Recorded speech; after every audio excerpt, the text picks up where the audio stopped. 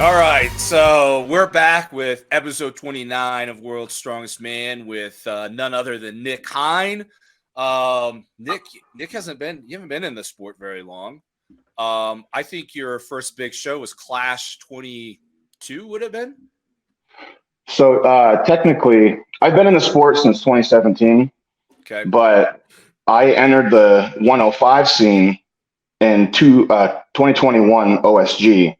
So I did the online qualifier.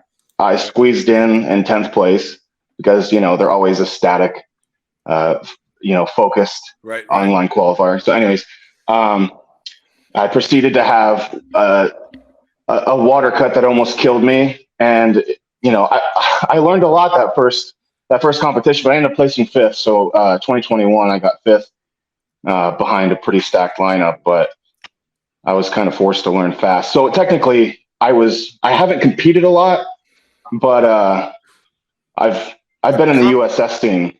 But the competitions you've done really well. Your first year at Clash, you went on to finals, and I think you placed fifth, was it? Yeah, fifth place. And then podium at OSG last year. Yes. Absolutely dominated the Viking press. I don't understand it. It just worked out. Yeah. I mean, you're a hell of a presser. I mean, as far as under 105K goes, I mean, you're definitely far above average. Well, thank you. Yeah. So a long ways to go. Yeah, man. So what's next? What's on the docket? Well, I really wanted to just kind of take a step back. I really had planned to do Clash. I had originally planned to do the Waco qualifier, and then I had planned to do the Jersey because it's like the Jersey qualifier because it's like 2 hours from my house. Yeah. But I didn't really get too vocal with it. Actually, I don't even know if I even said anything on social media, but I was dealing with some pretty bad back issues. And going into the final day for OSG, I was laying on a heating pad, maybe slept a half an hour. I'm sure we've all dealt with stuff like this, but I didn't even know if I was going to be able to continue. Yeah. So I got through OSG, and I just kind of knew in the back of my mind that Clash wasn't happening. And then my wife convinced me to come in and try, just kind of test a 13-inch. It was a 13-inch axle, 13-inch axle for max weight. And I ended up just becoming bedridden basically for 3 days. Oh, no. Yeah, it was bad. And your wife talked you into this. She's like, "You could do it. You're fine. You're Nick Hein. You got." Dude, she's my biggest fan, so she just awesome, believes. Oh yeah, she's amazing. She believes in me more than I do for sure sometimes. But I ended up getting an MRI, and I had 3 bulging discs. Typical. I mean, I maybe typical injuries for strongman, and I had to pull out. Which, the FOMO was there, but I ended up kind of realizing that as time went on, I kind of worked on healing up, getting better. I was just kind of afraid that what if I could never lift heavy again? It was like a really weird feeling. Like, what if I could never deadlift heavy again? Because it was just kind of deadlift that kind of bugged me. Yeah. So I spent like the last 10 or so weeks working with a buddy, Taylor Falk, New Street Nightmare on Instagram. Shout out. He kind of helped me heal up, and I feel phenomenal compared to what I was at. I'm just focusing on staying healthy. But I, as of 4 weeks ago, was recently invited to my first overseas competition, which is the Ultimate Strongman 105 World Grand Prix. Nice. So that's what we'll be doing. Heading over there. That's the one in Prague? Yes, sir. Man, I wanted to go last year and it didn't work out because it's Same here. The timing is July is just not good for me. I talked to Yurji about that last year. I was kind of hoping that he would change it for me this year, but I'm not that special. Say his name again. It's Yurji. It's Yurji Cuddlecheek. I've been saying Jerry. No, I mean, he'll. I think he's okay with Yuri. That's what a lot of people say, but he explained it to me when I met him in 21 that it's technically Yerzy. Yerzy, I'll remember that. Yerzy and Cuddle Cheek. Cuddle Cheek is his last name. Yeah, great guy. Great of a memorable name. Yeah, he's a great guy. Yeah, he's a wonderful human being, man, and he seems to be pretty famous overseas. Yeah, he's got quite a following. You know, I mean, he's a strong. I mean, dude, he's another. I mean, top 105 competitor in the world, hands down. I mean, he's got some strong. Very strong, very athletic, very fast. I mean, he's got some pretty solid accolades to his name. I think he was injured at OSG when he came this year. That was when I met him. Yeah, he tore his bicep just like a month out. Oh man, and he still showed up. Yeah, I think it was the proximal bicep. Proximally, yeah. Oh, so, well, that's non-surgical, right? Everybody says it's not. I'm not a doctor. I have no idea. I think it's okay. I think it's the difficulty of surgery, not necessarily that it's not. I think it's I think a lot of times people and or surgeons avoid it just because of complications. It's not as easy as a distal repair. Yeah. Which we've seen a lot of lately. Dude, they all happen. I don't know if you can see my scar. It's not an if, it's a when. If you do strongman long enough, you're going to tear a bicep. Well, I do my banded hammer curls to avoid it, I guess. Yeah, good luck, man. Yeah, but it's a pretty stacked lineup from what I've seen so far. I'm not really sure like what they're okay with sharing, but you know, I did share some stuff on Instagram. A couple really big pullers. Emmanuel Pescari. Dude, was he on your podcast? Yeah, I thought so. Yeah, he's a freaking sweetheart. He's a nice guy, and he's super strong. Super nice guy and freakishly strong. Yeah. So the lineup's really crazy, and you know, I feel like the weird path that I've taken, even from like OSG, was just, you know, okay, those guys are the best. Go there. You know what I mean? And even before that competition, I did, say what you will, but I did, it was the USS. It was the first pro USS comp. And so it was like me against a bunch of dudes that were like 365. And so, but in my eyes, it was like a 1,000-pound yoke and a couple other really challenging lifts. Yeah. And like, I just kind of attacked the competitions that were like, that kind of made me scared and made me fearful. I was like, oh my God, that's like crazy. I kind of just been drifting towards that.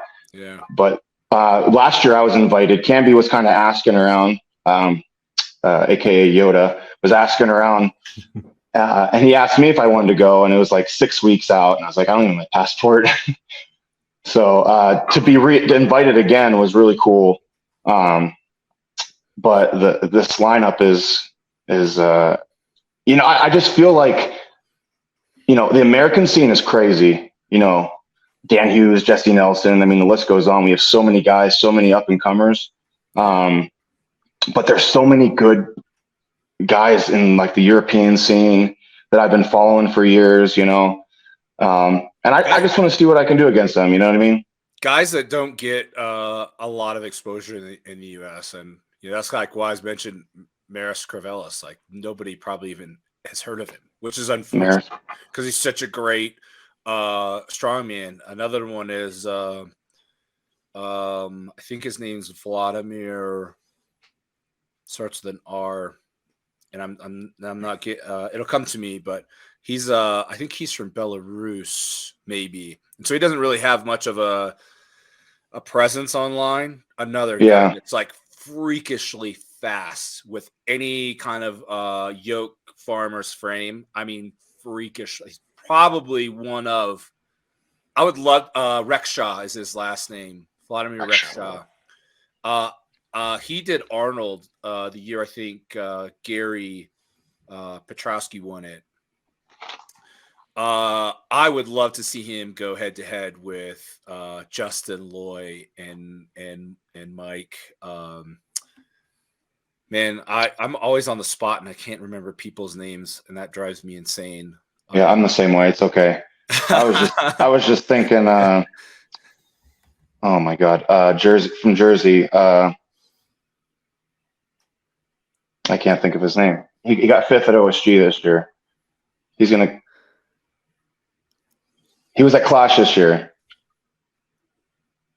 Yeah, I'm looking it up because like this is dumb that I can't say his last name, because like we all know him. He's competed with us at the last couple of clashes. Dude, that's so dumb. I can't believe I can't say it. Anyways, he was like within 0.2 of Justin Loy. Cogden, dude. Well, no, Congdon, yes. Congdon is like, dude, he's freakishly fast on yoke and farmers. Like him and Justin Loy are like neck and neck. Oh, for sure. Yeah, they did the Waco qualifier, and I remember watching that video, and they were just flying. Just flying, man. Yeah, that's pure athletic ability. But you had said earlier, and I mean, you're talking about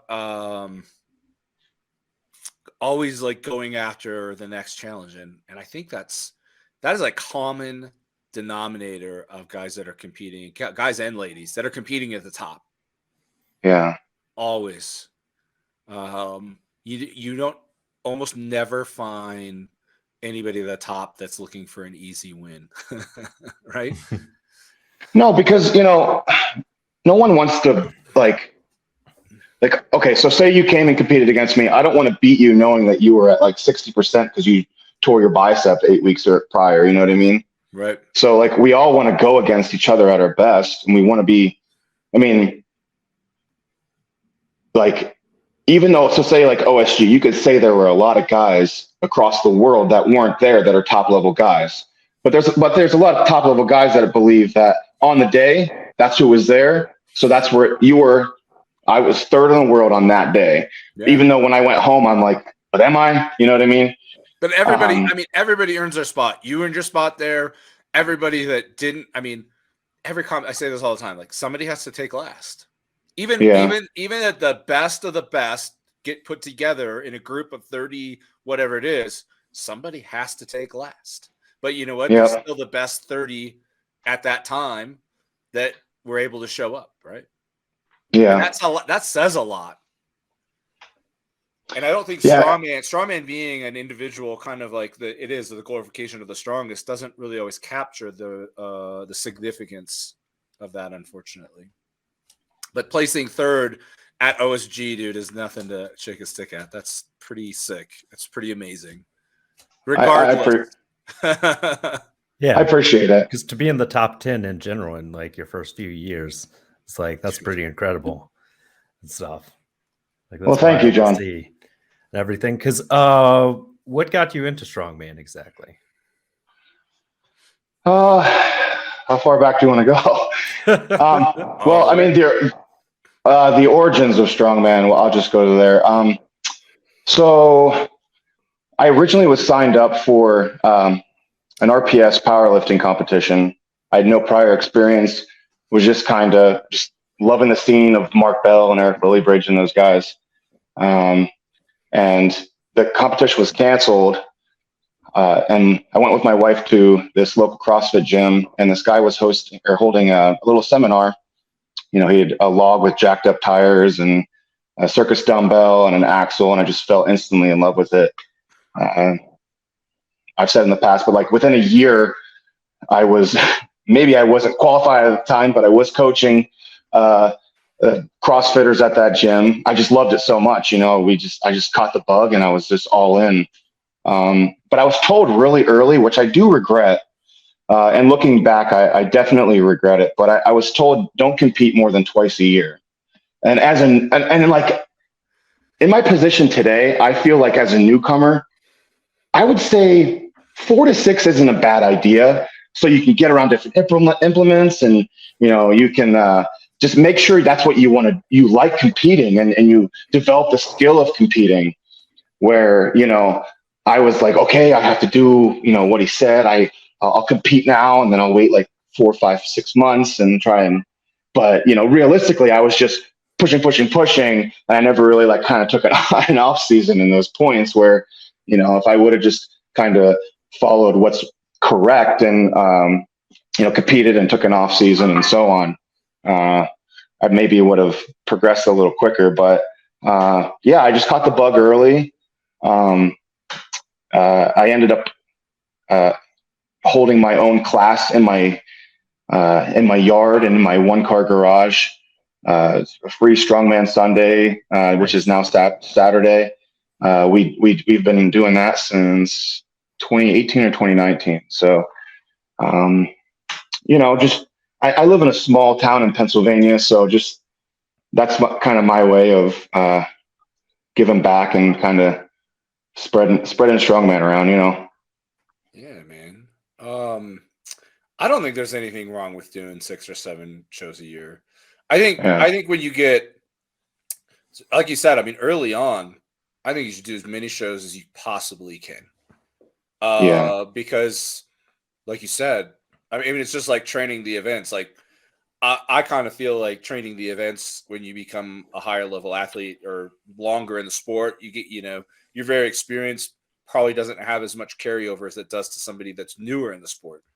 And so doing as many competitions as possible is just so important. I think, in the United States, there's kind of the barrier sometimes, depending on where you live, travel expenses get, very expensive very quickly traveling throughout the US. Yeah. I mean, the more top level competitions you do, the more travel you have. I mean, here I am, 2.5 years in the 105s, and I'm going overseas, and I'm a blue collar worker, so it's no cheap feat. But they do provide the hotel and food, is what I was told. But I think usually takes care of the athletes very, very well, from what I've heard. Yeah, I've heard the same. But still, like the higher up you go in these top level competitions, I mean, luckily this year, I won't have to. I've driven to every big competition in the U.S. that I've done, which has just been down the East Coast. But 2 trips to Florida. But I only have a 5.5-hour drive to West Virginia this year, so nice. Yeah, it's not so bad. Yeah, man, I think you're right. I mean, the higher level shows you do, the fewer you can afford. I think that's probably one of the big limiting factors that I ran into. Because I mean, it doesn't. I don't think it matters what your career path is, man. It's expensive to compete in strongman. Yeah, and especially you're covering almost all those costs yourself. Yeah, I'm an online coach, but my job, I feel, is all goes to my strongman fees and everything that goes with equipment and supplements and so on. It just stacks up and stacks up. Yeah, that makes sense. So for traveling to Prague, how long are you going to be there? Like, how will you time that with trying to recover from traveling and everything? Well, my first concern was the water cut. I know that stress on the body will obviously make you hold water longer. So my focus is going to be, trying to stay as stress-free as I can as I go overseas. But I'm sorry, what was your question again? It's been a long day. What's your timeline for, like, how are you timing everything, like travel, water cut times, all that stuff? So the competition is Saturday, and my plan is to fly out Tuesday and get there Wednesday. So I figure that would kind of, get acclimated. And I was told by Mr. Camby to go to sleep when the sun goes down, despite how you feel. So try to deal with that jet lag a little bit. I'm not really sure how my body's going to handle it. So it's going to be interesting. It's going to be fun to kind of, because I do cut a little bit more than a lot of the other guys, cut from like 255. So I have like 13 weeks, I think 12 or 13 weeks now. So I have some time to kind of diet down a little bit, maybe like 246, 247, but yeah, we'll see how it goes. We'll see how the water cut goes. But yeah, fly in the 12th and probably leave like a day or two after. Yeah, that's smart. I'd even recommend considering one day earlier just in case. So I've had my flight canceled traveling overseas, leaving on Tuesday, and that really, I mean, I still made my cut, but it really throws a wrench into your plans, right? Of taking Thursday to really work on your water cut. And then I arrived at Thursday night at like 11 p.m. or something like that. Yeah, Rather than I was. Wednesday. So I was in a rush and I stayed up all night, like in the steam bath and whatever. Was that a recent? That was the Finland comp. That was way back in 2018 that happened. But yeah, Oh, okay. but I'm saying if you can, I would plan. That was something I learned from that was I started going because Tuesday makes sense, right? If everything goes perfect, Tuesday is a good day. But Yeah. if a flight gets canceled internationally for 24 hours, you're like that 1 day buffer is gone. Yeah. Right.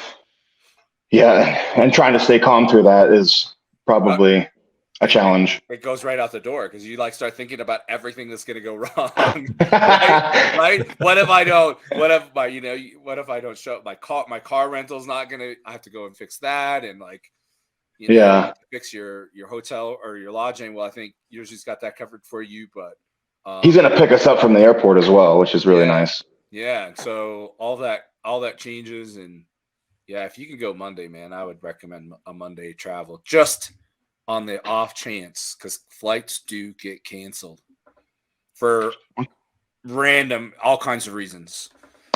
Okay. Do you have any other? Because I mean, you've been a strongman for how long? 14 and a half years. Yeah, that's a long time, man. My first competition. Yeah. You've had a lot of experience. You've been overseas a couple times. What kind of other advice would you have for me, other than traveling over on a Monday for a Saturday competition? I wouldn't be too stressed about your water cut. Okay. I mean, you got to know yourself, right? Yeah. Everybody's individually different. If you're going to spend probably 14 hours or something like that on a plane, I would imagine, right? 12 plus to fly to Prague. Dude, planes dehydrate the shit out of you. That's great news. Dude, they dehydrate the shit out of you. So I wouldn't be too concerned but I mean, if you fly out on Monday, right, you're not going to start your water cut for a couple more days. So yeah. But if you were to go, Tuesday or even that Wednesday, like planes just dehydrate the shit out of you. I don't know if it's because the air's dry, because you're just sitting cramped up and you're just like hot and sweaty the whole time. But Have you messed with compression gear on the planes? No. No? Okay, I was suggested that. Yeah, no. Okay, I was just curious. I have done a water load traveling overseas. They look at you weird when you walk on the plane with like 6 liters of water. And you occupy the bathroom for the next 12 hours. I thought you can't take fluids on a plane. You can't. So once you're through security, yeah, you can then buy you can buy as much it. Water as you want. Yeah. Super Okay. expensive, but yeah. I'll start my GoFundMe now for my water load. Yeah, there you go. I can only imagine the flight attendants watching you come on with that much water. They're like, "Oh my god, he won't buckle his seat at all this trip." Just looking miserable. It is miserable because like when you hit like turbulence and you're gonna blow up and you can't. They're like the seatbelt signs on and you can't get up.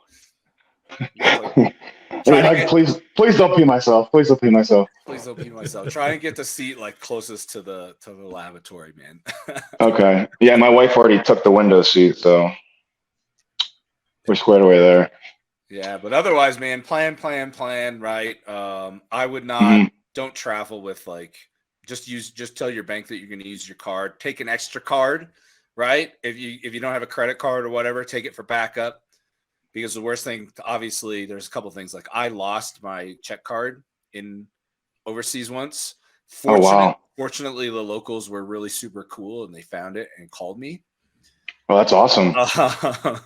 I was losing to us freaking out, but I had a backup, right? So you got to have a backup in case something like that happens, or something fraudulent happens to your card overseas and it gets canceled.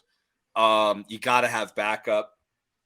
Typically, I don't really carry cash anywhere. Yeah, me neither. I mean, Czechoslovakia is considered is ranked as the safest country in the world right now. So you probably have very little to worry about, like mugging wise and theft and whatever. Call me ignorant, but Czechoslovakia is not.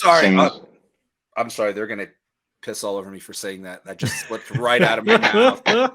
It's okay. It's okay. It's because it's been a long day. Because Czech, the word Czech, it's the Czech Republic. Yeah, the Czech Republic. Yeah. I apologize to my friends in the Czech Republic. Both countries, yeah. We're calling it Czechoslovakia. That was just a major slip. Yeah. Yeah. Not to go like in a different direction here, but like I don't feel like they kind of get the recognition in the United States that maybe they probably have over there. Because from what I've been told, strength sports like strongman is looked in a different light over there. It's kind of like, from what I've been explained, it's kind of like American football here. It's looked at with a lot more like it's, respect, and people are a lot more excited for it to come, it to happen. And they say like, 1,000, 2,000 people show up.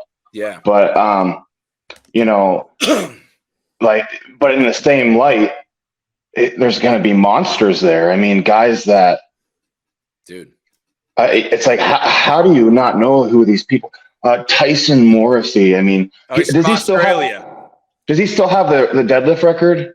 No. Who has the deadlift record? Blake Lawrence currently has the world record for U105.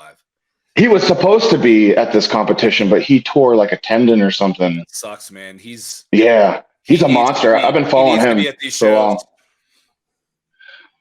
long. But like Emmanuel, McKeegan, Tyson, Jerry, Luke Davies. I mean, Luke Davies has been out of the game for a while, but dude, excited to see Luke back in the ring, man. Don't hold back on Luke. I mean, he's a monster. He's not just an incredible deadlifter, but I mean, his press is coming up. I mean, he's a phenomenal 105. I mean, yeah, he's got to cut some weight here, but I mean, like overall, like Ollie Clark, Marshall Zinn, I had to check him out. Marshall, dude, he's a pressing monster too. He's a sack of meat. I think I want to say like at OSG, I think he might have struggled for some reason, which was really atypical of Marshall Zinn. He is a pressing monster. Oh yeah, from what I've seen on Instagram, yeah. So I mean, like the lineup is crazy. I just feel like these other guys deserve, and this competition deserves the spotlight. It does. Because it is big time, and it is a major competition. I was someone told me that Dan Hughes might be going too. So dude, that would be awesome. I mean, he's in my eyes the number one in the U.S. right now. So I wonder if he can.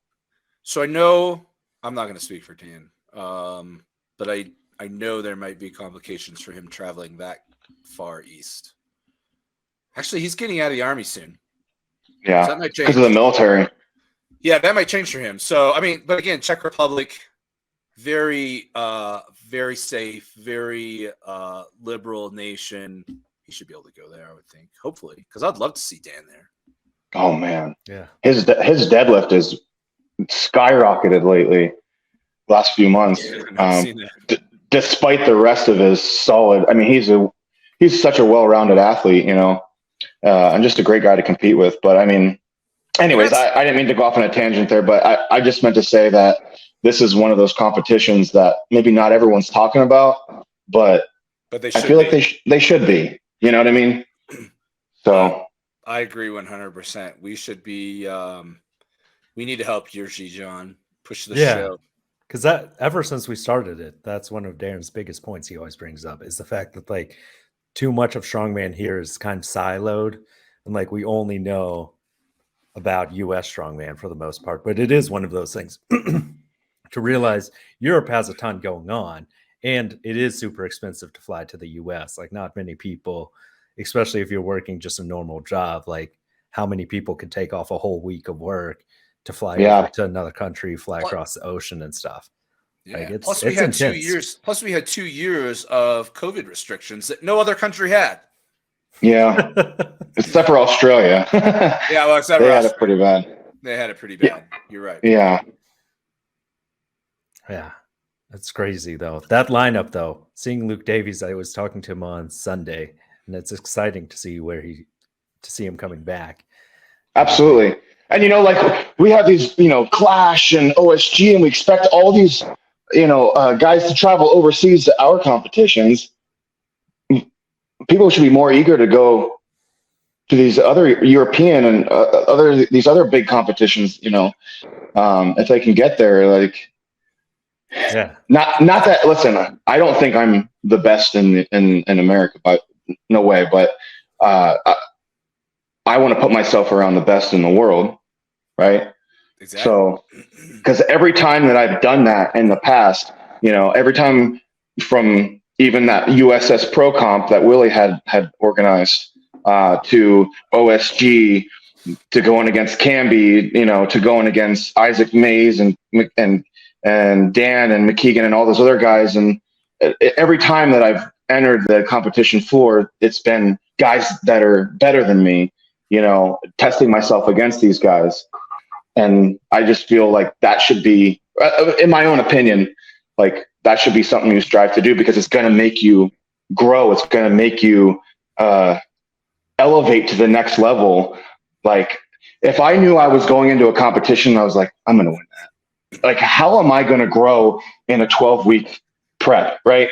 How am I going to push myself to like a different level to where I'm dead and I have another set of 100-foot farmers, and then I think about Andrew Clayton, and it's like, fuck, So those are the situations where, I mean, and it has mostly happened. I could probably say it's mostly happened in training, to where I'm like, it's been in training where I'm thinking about, I can't slack now because it's going to show when I compete, right? Yeah. So I just think more guys should be focused on getting into bigger competition. Not that they're not, but. Dude, I'm with you 100%. I think we've said as much on here before, John. I struggle. I do. I literally struggle sometimes, like with. There's a lot of people that just don't have that mindset, right? Mm-hmm. Yeah. And it's hard for me sometimes to accept that, this is just a hobby for most people. Yeah.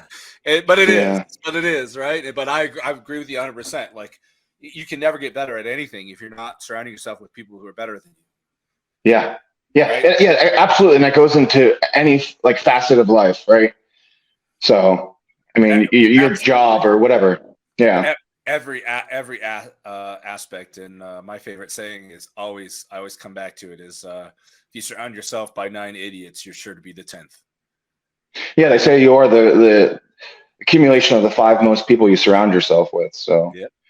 Get around people that are better than you, right? So 100%. And yeah, it makes a huge difference. Preach it hard. Yeah. And I like that idea too, of like doing more international comps, because like it's always great hearing Darren's stories about competing overseas, and you can sometimes find reasonable travel accommodations. Dude, stuff. it's like, cheaper in a lot of cases to travel overseas than it is in the United States. I have heard that. Yeah. I have heard that. I'm waiting for the prices to go down. Slowly, they're going down. Yeah, like Darren, to fly to Austin would be like $400, but to fly to Iceland would be like $600. And you're like, that's crazy, or something like $700. You're like, you wouldn't expect that, because in my mind, I was like, flying inside the same country would be like a third of the price, maybe. And it's like, no, it's a little over like half the price. So Iceland too, of like, because some European countries, they actually subsidize their airlines to make things cheaper. Iceland's one of those. Yeah. Which is smart. So some people recommend like flying to Iceland and then fly out from Iceland to somewhere else or something like that. So there's a whole interesting thing. But yeah, I think it's nice to see everyone competing, because there are those people like Emmanuel Pescari. He's great and everything. And it's like you don't get to see him over here very often and stuff. So I think it's good to get. I told him I'm coming for him. Oh yeah. He's an absolute monster. You got to stir the pot, man. Yeah, I was just I told him I was teasing, but I'm serious. Don't tease. You got to win. You got to come in with the Andrew Clayton. You can't say mindset. that. You got to do. So you got to do the Eddie Hall and Oberst thing, right? And I'm fairly, dude. I believe that Eddie Hall and Thor had like a secret pact. Yeah. 100%. Yeah. Because it just made him a lot of money, right? Yeah. Yeah. They were talking every night on the phone. I think so, man. Yeah. And that's not like, dude, they made so much money doing that. So I think strongman needs more of that. Yeah. And I mean, like Darren said, of like overseas, you have big audiences, but they also do like athlete interviews, and they make it more like an actual sport and everything. Which it's funny because we always talk about like, why isn't it like that here? And it's like, we don't do athlete interviews for some reason. Scores are like not top priority. Like it's not that we don't do athlete interviews. Yeah. They're just incredibly selective before or after the competition. Yeah. Agreed. They aren't happening amidst the competition. Like after the event, like after the attempt, they're not interviewing the athletes. When they come off the floor. Yeah. When they come out the floor, and you're going to find, I hope that Ultimate is similar in this fashion. SCL is super great about this. They interview everybody. They give everybody an opportunity to speak. And as you get into finals, right, they may kind of change their tune a little bit. But as they build it up, like there's a build up when they edit their show, and everybody gets an opportunity to speak multiple times typically. Yeah, and like I'm not wonderful at promoting myself on Instagram.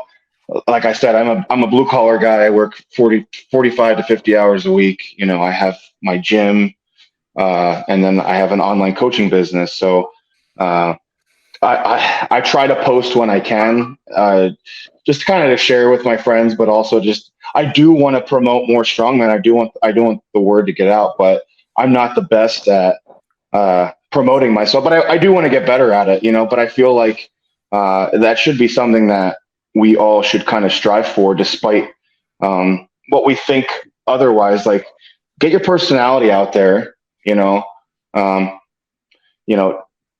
try to share more with the community, and that's how we're going to make the sport grow. You know what I mean? Agreed.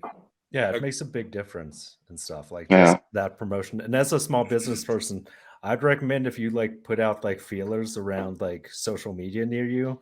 We have a lot of like photographers and stuff here in Austin who will sometimes like they want that cross promotion, so you can get people who want to like show their digital media and will promote your business at the same time. And now with collab posts, like it's even easier. So I think putting those feelers out, trying to think of like part of being a strongman now is like posting regularly and trying to promote the shows you're going to, of like selling the shirts or like promoting the pay-per-view and stuff.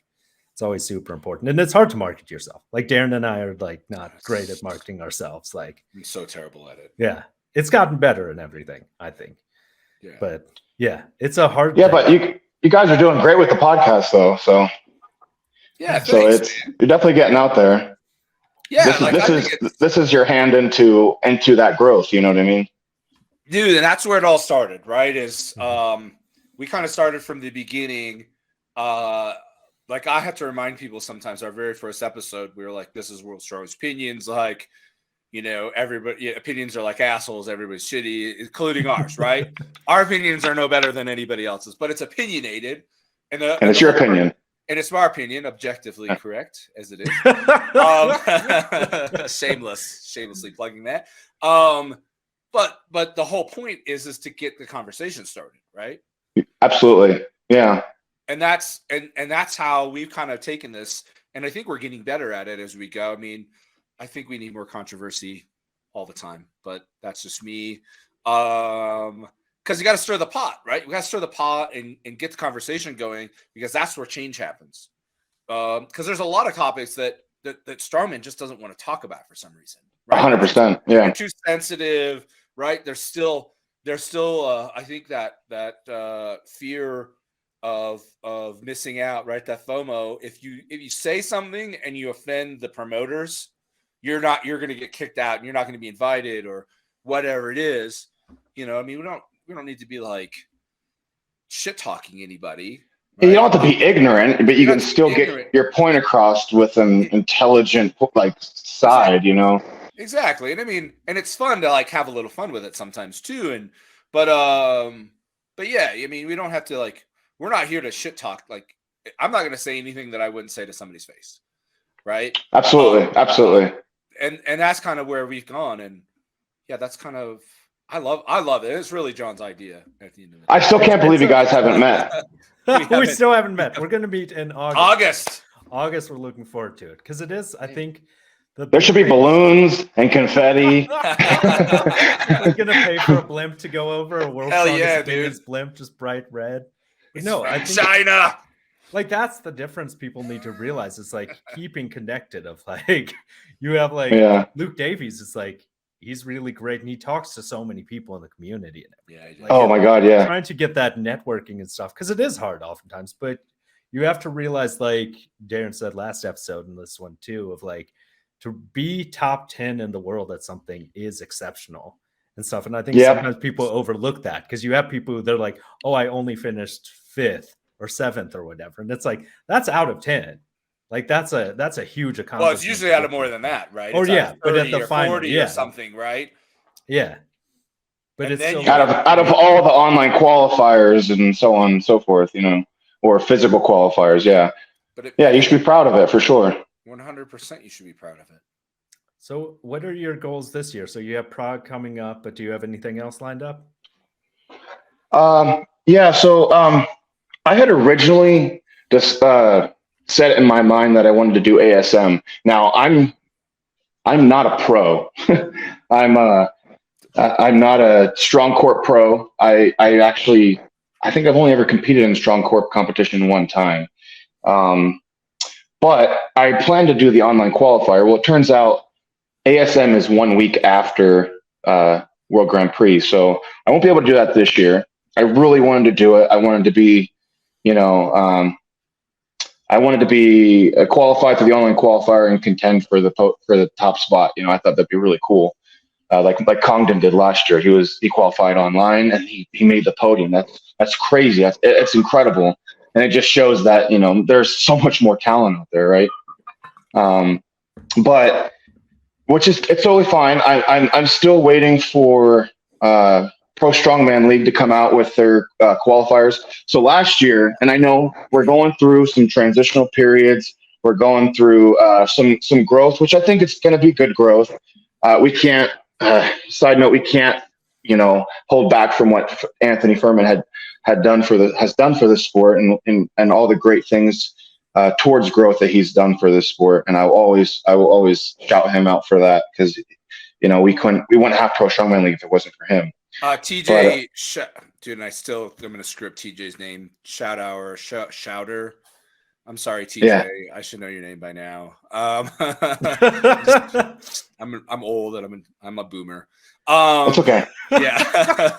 TJ deserves a lot. I mean, Anthony Furman, by all means, dude. Love the guy. Yeah. Love the guy. Yeah. Great. I mean, it was his passion, I think, that really, really drove Clash. But there was a team, right? And for sure, yeah. I want to throw out a shout out to you're right. You're right. Right. Tyler's been there from the beginning. And shout out to that whole team because they all deserve the credit, because they all work together. But like Pro Strongman League is going through their, like a new transitional period. It basically is what I'm saying. I didn't mean to not. I do apologize. I didn't mean to not credit those other guys. Man. Yeah. I just like to point that out, man. That there was 100%. No, you're 100% right. Yeah. But so from what Tyler Purdue said on the podcast with you guys, they will be coming out with a website, maybe with the help of John, which would be really great, and to show these. Okay, I want some information, John. Tell me. But I want to hear about these online qualifiers. Last year it was like 6 weeks post Clash at the time. There was it was the first West Coast qualifier where Jesse Nelson had won that qualifier. But that's something I'm still looking at because I still would like to do Pro Strongman League when it comes around next year. But the only other goal is December OSG, and then we'll see what kind of falls in line in between there. But I've learned from the last 2 years that I am an obsessive person, and I leave nothing left in the tank, no stone unturned, and I will destroy myself to get to whatever comp I'm doing. And so I can't do too many in a row. I can't be a Novikov and just knock out comp after comp after comp because I know my body won't be able to handle that. I'll end up not being able to compete in strongman anymore. Yeah. So I'm trying to be smart, but also I was told in the past, when great opportunities come, jump on them because you don't know what that opportunity will lead to, or if you'll ever get that opportunity again. So we'll see, but that's the plan for now. Yeah, I think that's a good plan. And I mean, like Darren always says, like, you don't always have to just do strongman competitions. Like Highland Games are a fun way to like get some athleticism in and like work on like a slightly different form of athletic performance. So there are other things that you can always do for fun, because those throwing things, I am wildly uncoordinated, so I'll never be a thrower like Darren. So like I'm horribly uncoordinated, man. Like, I have no idea what I'm doing still. Like it's gonna take. Are you training for a Highland Games competition? Yeah, so I did my first Highland Games competition on March. I think it was 2nd or 4th. Maybe it was 4th, whatever that Saturday was. Okay. I basically trained nothing. Just showed up, went straight into like the top amateur class A's. Got my ass just completely annihilated. I did win 2 events. I won the sheet toss and the weight over bar because that was kind of already familiar to me with strongman. With the bag over a bar. But yeah, just totally just ate shit. But so I'm gonna do another one in May, and so I've been training with a really good Highland Games thrower here. But it's so different. It's so. How do you get into that? Like you just show up, like I did. I think. Well, no, I heard it's all promoted through Facebook. Is that how you found out about it? So I didn't. So this show that I did, a buddy of mine that I've known since I moved to Colorado, he's the one that recommended that I come out. So I signed up. I wouldn't have known about it without him. But interesting. But the other shows, I mean, there's a website for Colorado. It's like Rocky Mountain Throwing, Rocky Mountain. I don't know what the hell it's called. But they have a website where all the competitions in Colorado are listed. And it's cheaper. There's a lot of them. That's a lot cheaper than competing in strongman. All you need is some and there's no leagues or no fees? I think, yeah, I mean, you got to pay like $50 to compete. But to compete. Yeah. That's not bad. It's not bad. And I think there are some leagues, but I mean, I'm not worried about that yet. Going pro doesn't mean this. So I want to make a comment on that too. Sorry. Sorry, you said you're not pro earlier, dude. You're as pro can be. Like, no. Thank you. Strongman Corp does not own the rights to fucking pro strongman. Okay. Just gonna say it once and for all. They don't own strongman. Yeah. They're the only ones that have a pro card in the entire world, and nobody outside of strongman gives 2 shits about it. Right? Yeah. And I'm not saying that to take away from the guys that have pro cards, because it's a prestigious award. 100%. Right? And they deserve it. And they were earned. It is definitely earned, but pro doesn't really mean much if you're not. Me, I believe like being pro is making a living off of your profession, right? Agreed, yeah. But in the very least, getting paid for it. But having a card that says you're a pro in name only doesn't make you a pro. Yeah. Right. And it drives me nuts. Like I don't call myself a pro by any means, but it drives me nuts that Strongman Corp is somehow like monopolized on this pro thing. That the only way you can call yourself a pro and be accepted as being called a pro is you have to win a Strongman Corp pro card. Like, yeah. bullshit. So, dude, you're as pro gets, man. Yeah. I appreciate that. I want to make that point. Because USS and some other places are trying. Like, I know Ralph Avalon and the World Shrink Games are trying to do cards and stuff, but I still. Well, Willie it's is all very actually ambiguous. Willie is actually trying to get to a point where he's writing a check monthly to his pro. Yep. Which I don't know anything about it. I don't know what it leads to. I don't know what the agreements are. I know nothing. But on the surface, a monthly check is way more pro than having a card that says you're pro. Yeah. So the way it works and the way it was described to me, because I don't want to go too far into it, but I was the only one for the 5 events to complete all 5 events. So you have to complete all 5 events and you have to win. Well, I lost first place by half a point, so I didn't get the pro card. Right. A good friend of mine, Dakota Hoagland, he had won. A friend of True Strongman, he had won, and I don't know if he ever received any form of a card or something. But basically, you would have to go to Texas. So once you win a pro competition through the USS Pro Division, then you would go to a major show. You win that. And then you go somewhere else, and then you win that, and that's where you get this monthly check from. I thought it was somehow incorporated into SCL or something. I don't know. I'm probably way off. I'm probably speaking way out of term here, but that's kind of briefly as I was, dead tired after a competition it was explained to me. But do you know how much they're getting paid on a monthly basis? I think it was like $400 or $500. I mean, that's semi-pro, maybe. Which is like. No offense to those guys. that's not terrible. It's something. I mean, it's something. It's a start, right? Yeah, I mean, it's a help for sure, and it's something that you would know that would be coming regardless of whatever is happening in your life, as long as. And from what I understand, you get that until you say, okay, I'm done competing. Yeah. Okay. So you could not compete. Now that's the only discrepancy that I have with it, is that like you should have to compete at least once a year or something, or maybe twice a year. Yeah. I don't know.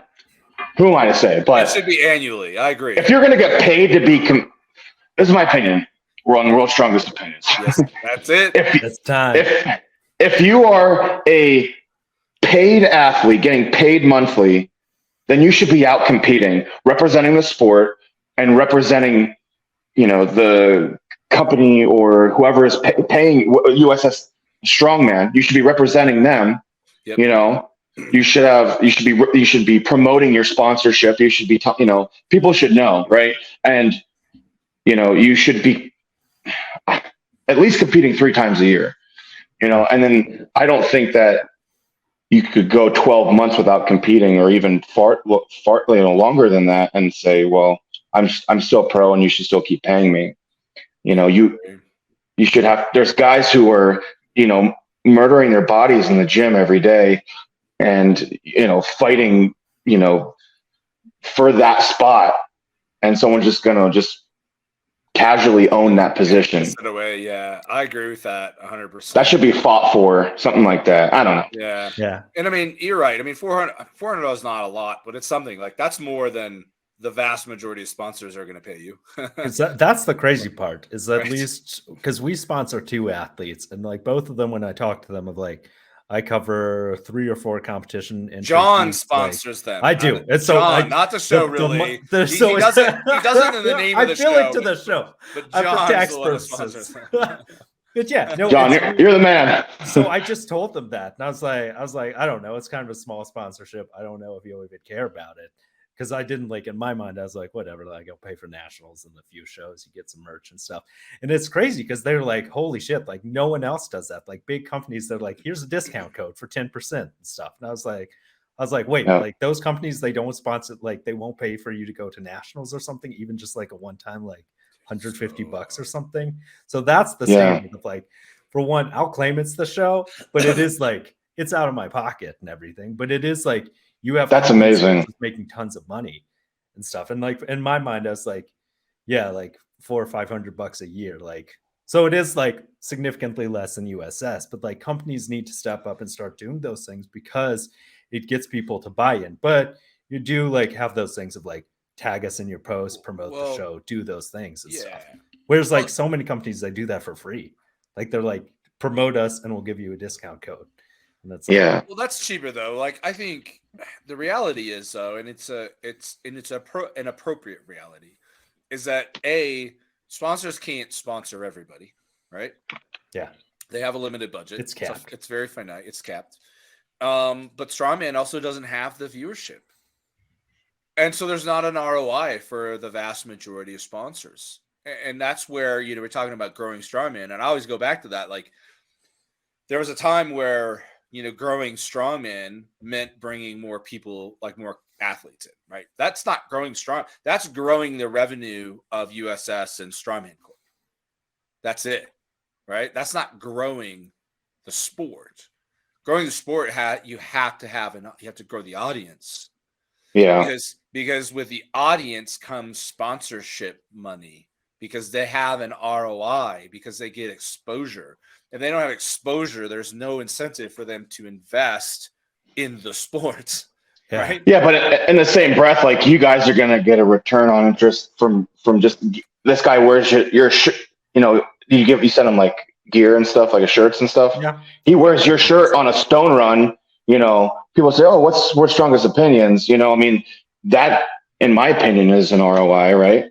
Yeah, but I think for some people though, of like, I think these companies, that also comes down to like, you want an audience and stuff. Because I don't know how many times I've like talked to sponsors and stuff who like had booths and everything. One time I talked to someone and I was like, oh, like you must have sold a decent amount of shirts. How many did you sell? And they were like, I sold 5. And I was like, I bought 5. And they're like, yeah, you were the one who bought all the shirts. And I was like, oh, like in my mind, I was like, these are dope shirts. I'll take like 5 or whatever. So it is that idea of like, you need enough people to do it, because relying on charity isn't a sustainable business model. And everything. No. And at this point, like we have so many businesses that like you're just doing it out of a labor of love. Yeah, like, and we can not getting anything back. And we can argue the point that like athletes need to spend more money on the sponsors too. But like, dude, we as athletes have finite amount of money to spend too, right? Like, we can't buy from every vendor. Like, it's not true. We need to find a way to. We need to find a way to attract more of a larger demographic of people who don't generally watch the sport. Exactly. But I feel like, and again, to go back to Clash Pro Strongman League, I feel like, that crew of guys took that to another level, right?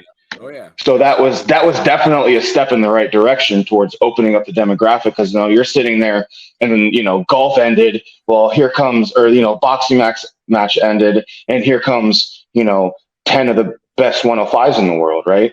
Yep, so 100%. We need more stuff like that.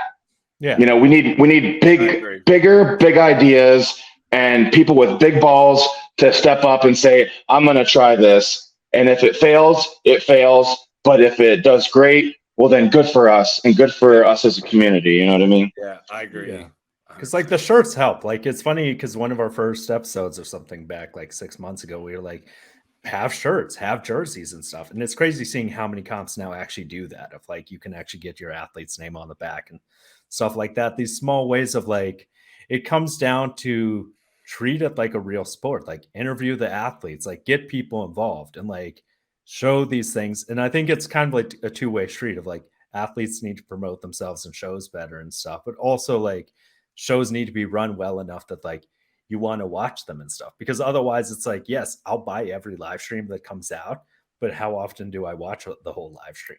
If there's no playback at the end of the day, I've just felt like lost money. Sometimes it's like jumbled up. So I think there's a long way to go, but I think in many ways, like you touched on it with Pro Strongman League, it's still very much in its adolescence. Like things have to grow of like, and I think one thing I would touch on with like Pro Strongman League and Clash is this idea of like, sometimes if something has too lofty of goals, we have this tendency for some reason to like shit on it and like be kind of like, and just tolerate like bullshit from other competitions and other organizations in this way of like, Clash did get a lot of heat, not paying people on time, not great. It's under like their situation was murky, but it's weird to see how much hate they got versus like USS and like Strongman Corp and like other. There are these things. So I think trying to continue to like support people's endeavors of what they're doing and stuff, because oftentimes there is this idea of like we perpetually let, what is it, that phrase, the letting the perfect be the enemy of the good. Like if it's not perfect, I don't want to support it. And it's like nothing's going to be perfect and stuff. So I think there's that like thing of trying to actually get like community involvement and stuff. Like as a small business owner, like it's probably hard of like you want to sell shirts for your gym and like promote that and stuff. Like so it's a hard thing. Like marketing yourself is easy and stuff. But I think if enough people keep putting themselves out there, like things will make, like there are little ways that'll happen. Like we're a small podcast and stuff, but like if the right people hear something or if ideas pick up steam, things will happen and stuff, hopefully. So hopefully, I think it's just going to take a continued effort and more people stepping up to, like myself, stepping outside my comfort zone. Like I'm not, like I said, I'm not the kind of person to post often, or, maybe I don't show my personality a lot on Instagram because I do like a quick post and then go back to whatever the heck I was doing and check 3 hours later what's going on. Like that's the kind of person I am. But it's hard though, man. When you're working 40 or 50 hours a week, you said you've got a business, you've got an online business. When do you have time for that? Like that's I have two kids, right? And a wife. You got a family. Like that's too large of an expectation. But I mean, unfortunately, it needs to be done, and I don't have a perfect answer other than who was it that suggested it? I think it was CJ Kraus. Like we just need to like as a community come together more and support each other, share each other's posts. I mean, it's a lot of sharing. I've been hearing that a lot. It's still time that you're spending on social media that you could be doing something productive in the real world, right? That's actually making you money or helping your family or your network, right? Or your friends. Yeah, but when you're sitting on a toilet, you can share your buddy's deadlift, right? Yeah. And I think we all need to be better. I suck at it. I'm like you do. I hate social media. I try to spend as very little time on social media as possible. And I think it shows, and it's like, dude, I love everybody that's on social media and I love to see the videos, but like, I don't have time to like go through all of that. Like I have a lot of stuff going on outside of strongman. And so it's hard to promote yourself when you don't invest a lot of time into it. But those little shares go a long way, I think, probably to helping expose each other or to the rest of the community, to other communities. I mean, it's an easy thing to start doing. I don't know how successful it'll be, but it is an easy thing for us to start doing as a community. Yeah. I think like for companies, as like a small sponsorship idea I have, is like for organizations out there, like for your sponsored athletes, some of them should start offering something where like you just send the company or send like the designated representative, like just raw footage, and they'll make promo clips for you once a week or something that you should. Like Kratos does. Collaboration thing. Like Kratos. Like Andrew takes such great. Oh my God. Andrew puts so much work into those things, and just like, dude, that guy's amazing. He's got the biggest heart. He sent me some knee sleeves. He sent me a soft belt, some compression shorts, a bunch of stuff. Like that was out of his own pocket. We talk about like sponsorships and stuff. But he's doing stuff like that for a lot of the community. It's why he doesn't know this, and I hope that he doesn't see this. I'm gonna say it, but that's one of the reasons I turned him down when he asked me to sponsor him. And I was just like, I gave him some dumb excuse, but I'm just like, dude, you're giving everybody so much stuff out of your own pocket already. Like, I don't need any more. I'm not the guy that does. Like, I will try to like promote you where I can and support you, but don't give me any. I don't want. But not to be like an asshole. Like you're just saying, like, spend that somewhere else where someone really needs it. Yeah. Exactly. Because I mean, he was one of our major sponsors, or like he did our shirts for Strength, right? Yeah. And that's the kind of stuff that like I'm like, hey, can you help out there? Like that's cool because that gives him that gave him airtime. Our live stream, I think our live stream did better than any of the satellite shows for Clash. Not as good as Clash itself, the finals, but it did pretty well. What was that for? So that was the feats of strength. It was we dubbed it the strength feats of strength, and Anthony was kind enough to let us just use the name. Oh, the one that you did. Yeah. So that was Mike Cogden was here, Josh Isley, and Adam Dirks. I had some other people lined up, but people got hurt, and things. Oh, he was helping out with that. Somebody had someone pass away, but I mean, there was a lot of people that helped. I organized it, and then I competed, which was like a really bad idea. At the end of the day, like you pulled a Brian Shaw, yeah. Dude, that's so hard. But yeah, dude, that was a huge success, honestly. Yeah. If it wasn't for the volunteers, like the entire live stream was on a volunteer basis, man, and they did a phenomenal job. But I paid everything else out of my pocket, right? All of the other expenses, I paid the prize pot out of my pocket, like because I couldn't beg a cash sponsor. I got one cash sponsor for like $100, and nobody wanted to sponsor it. And it's like they're like, I'll give you a protein powder, and I'm like, well, that doesn't fucking put any money in anybody's pocket. Like, doesn't buy a plane ticket, doesn't pay for a hotel room. Yeah, but that was a very interesting competition. It's not like it wasn't like a 5 or 6 event competition. These were for records. That's all it was. So it started off as we were going to just do an Atlas Zone record, and then I was like, well, if we're going to go through all this, we need to have a couple other record attempts. Yeah. So we ended up doing 3 events, but I mean it was full max on every one, right? Yep. I don't think it was necessary to do more than that, and it was only a handful of guys, but it went quick. It was entertaining. I think the feedback was phenomenal. I'd love to do it again sometime, but man, dude, even a small show like that is like so much work. Yeah. So much work and then the money out of my pocket, right? That's kind of where, like, for me, I've kind of turned into sort of this kind of tight ass, I guess, because I don't want to do anything anymore without like an ROI. Yeah. Because it's not good business. Like, it's nice, right? It's like really great. People take advantage of you then. Well, people do, but I mean, at the same time, like, I commend every promoter, like, and John too, like, that is willing to just go out of their way and volunteer and pay to help others. Like, that's like, dude, that's a really amazing thing that people do. Yeah. But at the end of the day, it's like, it becomes kind of a drain on you as an individual, and it's not sustainable, right? I mean, if you're going to put that much time and energy and money into it, I mean, you should be making something.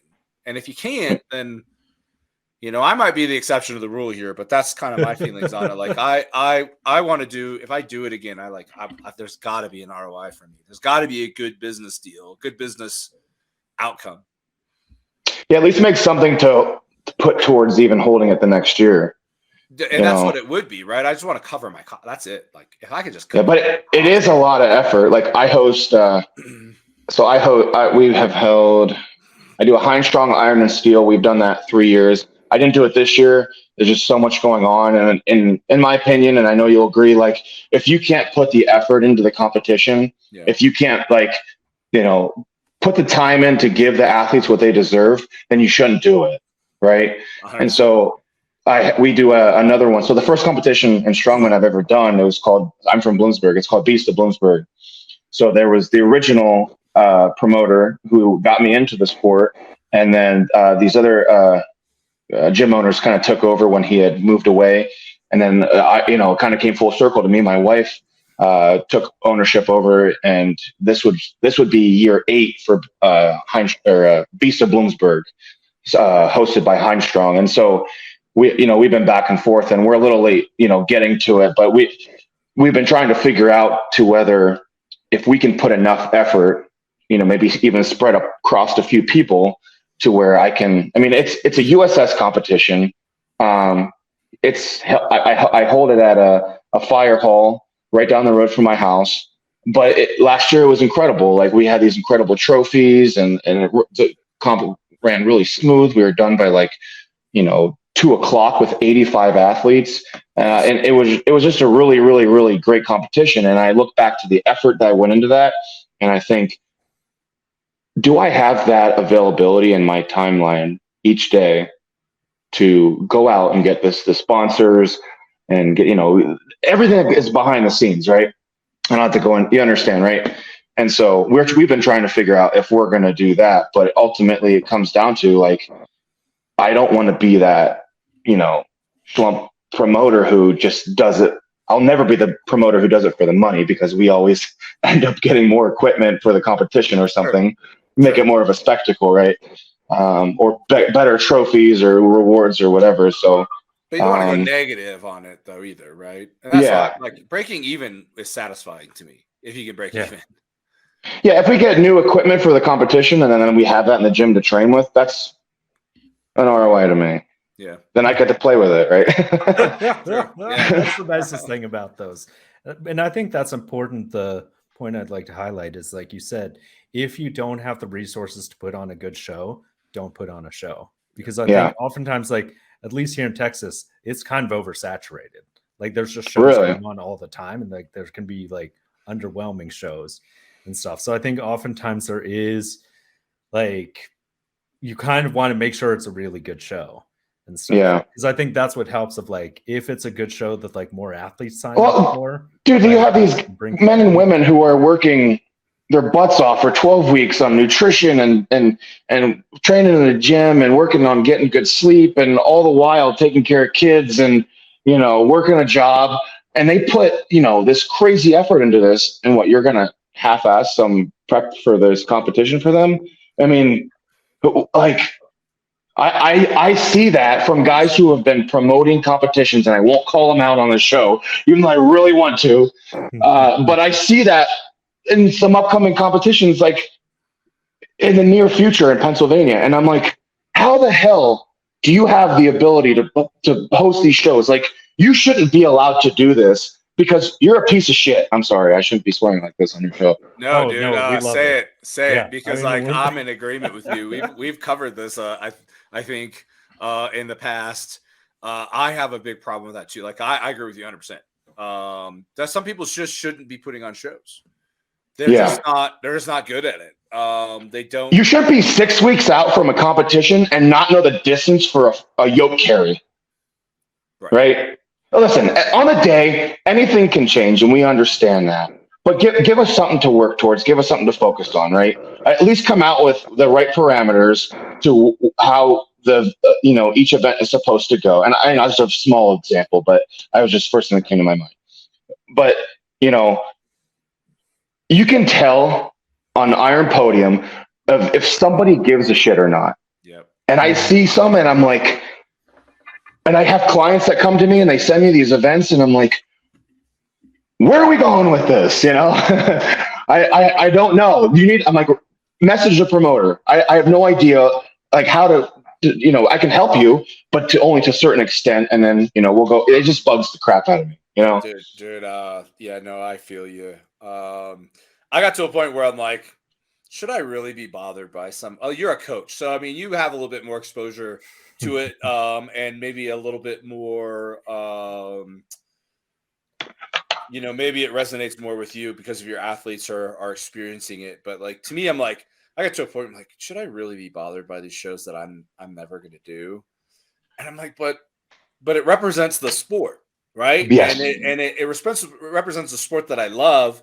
And we talk about growing the sport and, getting some respect into the sport, money and everything. And I'm like, but if this is what sponsors' experiences are on average, then dude, it's just making the whole thing look like shit. It's not helping any of us, right? It's just a little bit of pride. That's all it is. Well, there's have some pride. Well, there has to be standards. So I blame standards too. Absolutely. I personally blame the organizations for having zero standards for promoters, right? You don't. I mean, I think there might be a little bit of like, if it's your first time, you can't do like a level 3 SC show, right? But who cares? You can still do a level 1, and you can do it as freaking poorly as possible, right? Yeah. Nobody cares. Like, as long as you pay the sanctioning fees, then the powers that be at Strawman Corp are just like, go right ahead. We don't care what happens next. Yeah. And if you dare complain about the show, then like, shame on you for having the audacity to say anything about this wonderful show that this person, you're lucky to have anything at all, right? Yeah. And I'm like, well, we got to have some standards. Like, there isn't another. I don't think that there's probably another sporting organization.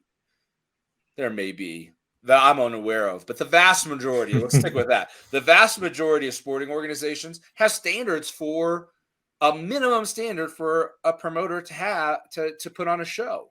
And it boils down to like experience, equipment quality, right? I mean, like USA Power weightlifting, I think is what they're called. Like you have to have freaking calibrated plates and a specific kind of bar and a specific kind of platform before you can put on a show. Yeah, have you guys listened to the 580 podcast at all? A little bit, yeah. So they Josh just had a slew of 90s on that talked about this exact topic and talked about specifically like records and having standards for records, because there's definitely, we could talk about in the last year, there's been some questionable we love that records, right? Yeah. So this is my opinion, but I've seen some questionable records, and the details behind the records have been questionable. But talking about the topic in its entirety of just hosting a show, like, say you made the standard, everything has to be a rogue. It's a rogue log, it's a rogue axle, it's a rogue yoke, and there's Slater stones, right? And it's like, that's a little bit too much to ask for a backyard competition, right? Yep. But as you're saying, like, there should be minimal standards that and who's in charge of making sure these standards are to be followed through with. The state reps. Are the state reps doing their job? There's no standards for state reps either. Yeah, that's the other right problem, man. That I mean, we've got a state rep here in Colorado that has I don't think she's ever competed a day in her life. She inherited it, right? Yeah. And then there's the one in Texas.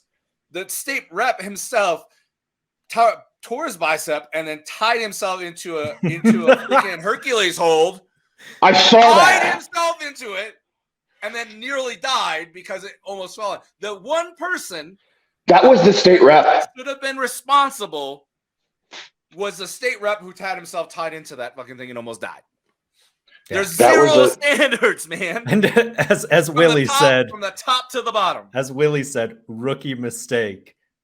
Like that was the only thing. No big apology or anything, because our athlete, shout out Angela, rookie mistake. And she messaged and she was like, that makes me feel unsafe as an athlete who was there that day, that was allowed to happen. He was like, well, it's a new state rep and it's a new, like, whatever. I think maybe actually it was Mississippi or something, but even in Texas, we have our issues. But it was it was in Mississippi. Yeah, I'm sorry. It was in Clinton, Mississippi or something. Yeah, but it's one of those things that like was very like weird to think about, to realize that, like, for one, your organization put on an event that went viral because people watched a man almost get decapitated by oh my god. And the only response just like went through his brain, dude.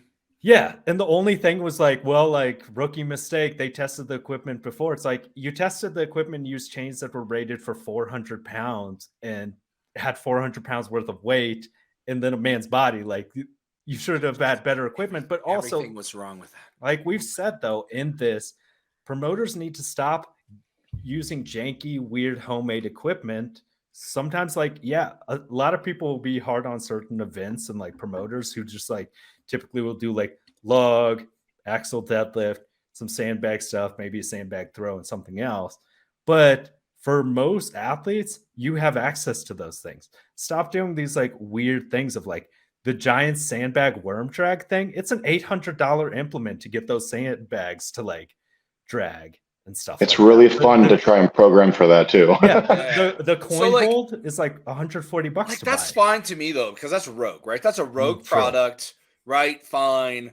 But I agree. Like there's no, we're going to talk about standardization. It's not reasonable for backyard shows. It's not reasonable really for the vast majority of shows to have like a very tight standardized, size and dimension for log and axle and dumbbell and blah, blah, blah, blah, but some kind of range maybe. But when it comes to like these low level shows, dude, you don't need to be going and fabricating the craziest equipment. Novices need to learn how to press a log, right? They don't even know that yet. A yoke farmers and pick up an Atlas stone. That's it. Like, I mean, those basic events are what should be focused on. and act as macho as you want, but safety needs to be a focus. When I am working on developing a competition for athletes, I understand that these guys are not pros. Pros understand how to adapt to different implements, right? And that's why they're pros, right? They know how to adjust to, make it work for them. But just, if on these lower end competitions, you're not having promoters have a main focus of safety, then they shouldn't be promoting shows. And it's as simple as, I just paid $200. It's sanctioned. Here's sign up, $100. Come break, come get your head smashed in. Thanks for the $100. That's it. And nobody and they just act like it was no big deal. Like, oops. Yeah. And comps are getting more and more expensive these days because they're relying on athletes as the revenue source when athletes should be the entertainment. And I'm going to point this out though. And that's athletes' fault for paying it. It's true. But also like support the companies you should, but don't give money to people who don't deserve the money. Like if you have a bad experience with something, don't go back to it. Like, or if it's a small business, tell them about it and try to help them with it, because it is a combination of things. Because it is like, if events are always kind of bad at a certain gym, don't go to that anymore and stuff. Those good events, like here we have Derek Owens with Battle Axe Barbell. His shows, he caps them at 100 contestants, and there's a wait list. I ended up having to pull out in January, and he was like, "Thanks for telling me ahead of time, because like there's a ton of people waiting, and someone else will just take your spot." That's awesome. And stuff. And like that's a good sign. And then other shows, they're like, I don't know why you can't get people to sign up and everything. And it's like, if you're a well-known gym and like you've been promoting it and stuff, like people should be interested, but state reps need to coordinate. At least here in Texas, there's no check of like, oh, is there another comp next week? Like in reality, most states, there shouldn't be more than like one big comp. I don't think that happens anywhere though, John. Yeah. Like, which is crazy to me. I briefly, it was a very brief stint as a Strongman Corp state chair here, co-chair. That was one of the primary things that I wanted to handle. It was met with, I think, a lot of resistance. Yeah. Really? Yeah. But I'm like, why would you want to have a show? Why would you want your show a week before or after another show? Like nobody's going to one of you is going to get screwed. Yeah. Because there's only so many people that are going to compete in Colorado. Yeah. And in reality, like most of these organizations, that what the sad reality is, like they would lose money, so they wouldn't do it. But in reality, there should be a thing of like, if it's a sanctioned show, there shouldn't be another show within a week or two, like on either side. So like one a month for a certain amount of radius and stuff. But it is that thing when you realize the sad reality is you're relying on athletes as a source of income. So it's like as many comps as we can have, you're getting this many people to sign up. And in reality, that it does hurt things though after a while, because everyone's scrambling over these tiny shows where you're scrambling to get 20 some competitors and stuff, which is fine if it's an unsanctioned just for fun show, because I've done those and everything, but you have whole sanctioned shows and stuff. And the thing I would say about custom fabrication and all the equipment people do for those, some things, is that's money that's coming out of stuff that could go towards athletes and everything. Like there's no need to like Like the amount of shows I'll see that get like custom fabricated like car deadlift setups or wild Ukrainian stand deadlifts that are like 12 feet up in the air leg and press stuff. Like, that can hold a fucking tractor tire. oh my god, that's like for one, stop doing competition leg presses. If you're gonna shit on sumo for being ridiculous, stop doing competition leg presses for the love of God. Everyone shits on sumo, but I mean, pretty much Ukrainian deadlift is the same lift. Yeah, they shit on sumo and then they go do a leg press in competition. We can use both examples as But I don't know. But there should be those standards of like people need to have pride in what they do, and in reality, your show shouldn't be allowed to be realistically. If you want it to be profitable, you shouldn't have more than one sanctioned show in a state per month or something like that. And the gym should have to compete or something, or every few weeks. But they shouldn't be like you shouldn't be able to have like 7 shows within 100. There should be coordination between you know. And it should be quality over quantity by all means. I think they're working. I think they're working towards that because I was invited to be a state rep for PA, and I was invited to this group on Facebook, and they were talking about like, okay, I have this date, you know. So I think they're working towards that, which is good news, you know. But I think any Joe Schmo could still go on to Iron Podium and post a competition for that day, you know. So. Which is just like everything we've talked about up to this point is just, you know, small growth, you know, it's just going to take time until they can figure out a good system to where everything is a little bit more organized. You know what I mean? Yeah. So, and I think amateur strongman is just probably always going to be something along the lines of what it already is. It's just, it's going to be, cause like, you're not going to bring money anywhere else into amateur strongman from anywhere else but the athletes. I mean, that's just sort of the reality, but you know, what comes after amateur for those that desire, who've worked hard for it, have earned that. You know, again, I mean, Clash and now Pro Strongman League I think are doing it probably the best. Yeah. They still have some growing to do, obviously. Like John said, I think they're kind of still in their adolescent phase, but great people behind it. I think it's going to get better. We've got Ultimate Strongman, the World Grand Prix coming up. Needs more exposure. Awesome. You know, and I've always said too, SCL deserves a lot more exposure. SCL, like even the Opens, too, they put on a phenomenally high quality show. They edit it and release it similar to World's Strongest Man, and they do just as good of a job. In some cases, maybe better than World's Strongest Man. Sure, their athletes aren't as high level per se, and not in every case, but a lot of like top guys got their start there. Yeah. So they deserve. I mean, they deserve some recognition. They're doing amazing things. They've been doing it for a long time. You said the 105s no longer hold a world championship for SDL? That's what I've heard. So they canceled it last year. Well, so after COVID, I think their funding really became difficult.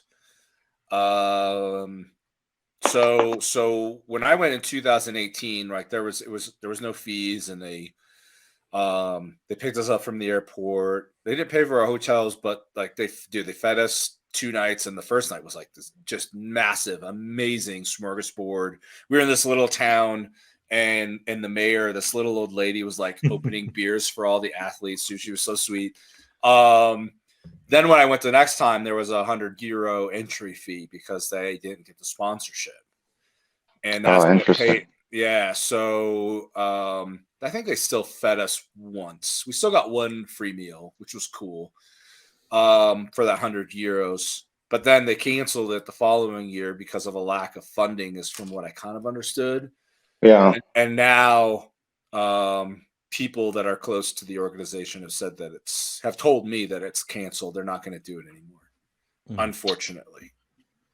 But we still have Ultimate Strongman. Dude, you know, we still have the American shows. And from what I understand, I was listening to Tyson Morrissey's podcast. They were talking about it's called The Strong Way. Yep. They were talking about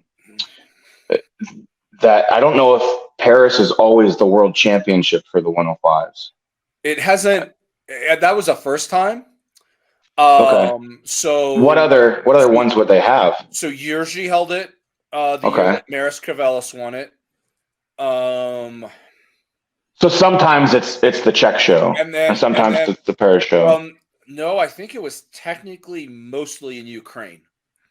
Oh wow! But now because of the war in Ukraine, that's why it ultimately moved to Paris.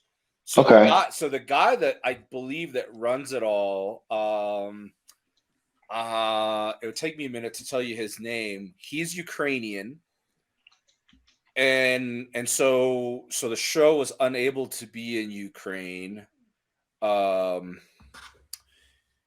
I don't know what the future is, if it's just going to be Valery Gaziev. I'm probably butchering his name. Yeah, he's a 105. Yeah, I think he's under one. I think he's U90 actually. Oh, really? He's got glasses. Yep. I think he's mostly U90. From what I follow him on the socials, and I think he's mostly. I could be wrong about that. I thought he was Russian for some reason. No, he's Ukrainian. Okay. And I'm pretty sure he's the guy probably not behind, or he runs. He's the operations, something along those lines with Ultimate Strongman. Okay. And so it moved to Paris because, as I understand, because of the war in Ukraine. And then the guy that ran it in Paris, I think he's kind of aging now too. He's been around for a while. He's competed at the Ultimate Worlds and Grand Prix, I think, in the past, and done quite well. He's very strong. I think he's maybe done competing, and his goal is to run shows in moving forward. So it does sound like it's going to be in Paris again. Okay. From what I've heard. From what I know that representation from America, Justin Loy was planning on doing that. Yeah. Sorry, Justin, if you didn't want me to tell anybody. I just did. And then I know of a couple guys that were interested in also getting, maybe some sort of invite. So there is more interest towards these overseas shows. I mean, look at McKeegan. He comes back time and time again. He's traveling over here. He has to, adjust to the time difference. We get all these international guys coming our way, and it's like, trust me. I said it already. I'm a blue collar worker. I'm a welder by day, right? I'm not full of money, but to kind of bring everything full circle, if we can get better sponsors and get people to help these athletes to get over to these overseas comps, and is it so bad? Is it so bad? I think it's a good idea, and it should. It should. It's an international sport, right? Strongman is a global sport, like John said earlier. Americans get siloed into thinking that the strongman community world revolves around us. Well, it certainly doesn't. And to get the whole concept of World's Strongest Man, the spirit, if you will, it's what I usually refer to it as. The spirit of strongman is the strongest man in the world, right? Yeah. Now we have weight classes. That's a whole other conversation we could go off into the rabbit hole on. But if you're going to be the strongest man in whatever weight class you're going to be in, you should be competing against the strongest. The logistics of getting all the strongest people into one place is difficult, right? But that's why everybody should be traveling. Yeah. To go out and compete against the strongest, because ultimately we need a chaos for 105s. That's what you're saying. Yes, we do. We definitely do. But we've got Ultimate, right? We've got OSG. Yeah. Yep. We've got Clash. It's kind of leaning heavily to this side of the pond, but I agree with you. Athletes should be. You get to a certain level, you should be venturing outside of the United States. Just for the experience alone.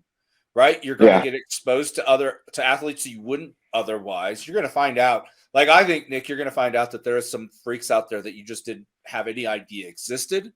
And you're going to be like, this is a whole other fucking level of strongman.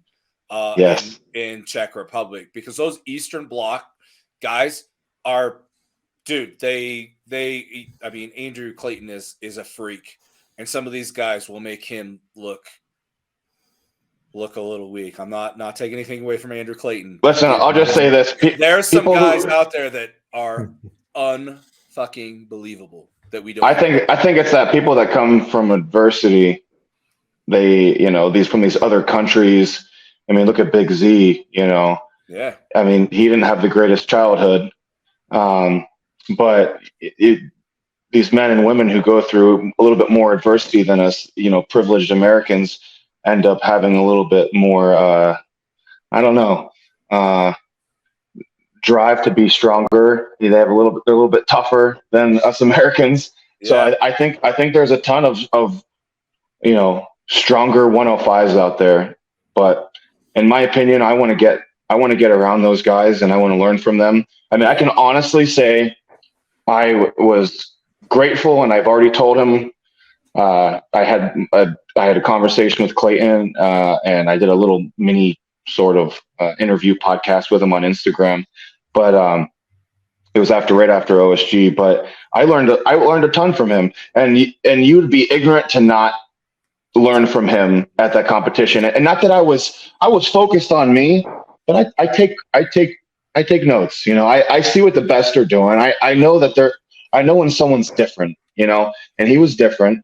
Dan is different. I could name a list of guys that, they just do things a little bit differently, and I want to learn from them. I want to become the best 105 I can be. Would it be great to win a show for once? Absolutely. You got it, man. It's coming. I believe that you, dude. I mean, I maybe there's a little bit of hyperbole on, what I said with the guys in the Eastern Bloc. I mean, there are some strong guys, but they're all beatable, right? Yeah. Everybody's beatable. And I guess really the point I was kind of making is there's always somebody stronger, right? I didn't mean to say that anybody would make Andrew Clayton look weak. I know. That was a terrible comment. I take that. And back. Just like that, he's out of retirement. Pedaling back. That was a but yeah, I mean, dude, I think it's my dad used to always say, he's going to give me my advice, and I'm going to do whatever I want anyway. And that's why I look at, like, you go out and you learn from all these people, and everybody kind of does what works best for them. But the more information you collect, the more you're able to maybe pick and choose what is going to work best for you. Right. Absolutely. Because what Andrew's doing works really well for Andrew. What Dan's doing is working really well for Dan. Will those work really well for you? Maybe trial and error. But you get out there and expose yourself to more people, and we're athletes, right? You learn what's working for a lot of people, and it's more tools in your arsenal, right? Absolutely, and that's exactly what I'm kind of getting at. But you'll never know unless you put yourself in that position. So yeah. But dude, you're coming up quick, man. You're an incredibly amazing athlete, great human being. Thank you. I've had the pleasure of competing with you. I hope to again sometime soon. I really missed you at OSG. Yeah, man. It just wasn't in the cards for me this year. I got sick the day that I was supposed to fly out. I tested positive for COVID. Just stupid. Well, listen, just make it tradition. I got COVID 2 weeks out from OSG 2 years in a row. Yeah. Just show up anyways. Yeah, I thought about it. I seriously considered it, because I'm like, no, I mean, if you got it the day before you left, I mean, that's a totally different story. No, it was the day that I started getting sick the day before. I woke up really sick that Tuesday. I went and got a test because I was supposed to fly out late that night. It was a late flight, like a red eye. I tested positive. And I'm like, and I thought really hard about it. Like, I'm the strongest I've ever been in my life right now. Dude, you were crushing training. Dude, I was doing so well. But I was like, I'm planning on staying my housing at the time. So I was unemployed too, mind you, through all of this. And I'm like, the person I was going to stay with, it was his wife and his kids. And I'm like, I don't want to bring sickness into their house. And then, later we heard, there was some grumbling on the socials too. There were some people working out in the gym who were sick around the athletes, and people were losing their freaking minds. And I'm like, it was probably the best decision not to just go and find out what happens. Yeah. But yeah, It's a tough decision, but yeah. It's super hard. Cause like, by Friday, I was like, I think I felt the worst Friday. And then that day was canceled. But then by Saturday, I was like, man, I think I could have competed today. but where was your body weight? Like, I didn't really lose any body weight. I just felt because a cut would have really messed up your immune system. You know what I mean?